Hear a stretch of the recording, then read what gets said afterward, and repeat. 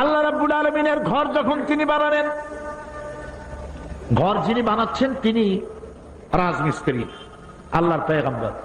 Helper একজন ছিলেন যিনি পাথর বহর করে আসছেন, তিনিও পয়গম্বর। বাবা পয়গম্বর, ছেলেও পয়গম্বর। ছেলের নাম কি? বাপ বেটা দুজনে মিলে আল্লাহ রাব্বুল আলামিনের ঘর যখন নির্মাণ করে ফেললেন, ঘর তৈরি হয়ে গেল, তখন হযরতে ইব্রাহিম আলাইহিস সালাম তার ছেলে হযরত ইসমাইলকে নিয়ে আল্লাহর দরবারে মুনাজাত করলেন।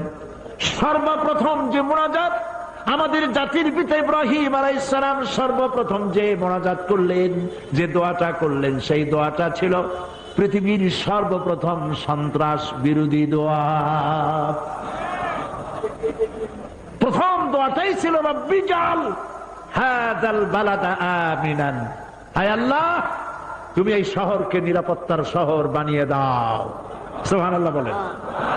নিরাপত্তার বিপরীত শব্দ হলো সন্ত্রাস, আর সন্ত্রাসের বিপরীত শব্দ নিরাপত্তা। হায় আল্লাহ এই শহরকে নিরাপত্তার শহর বানাও। দোয়া কি কবুল হয়েছিল না হয় নাই?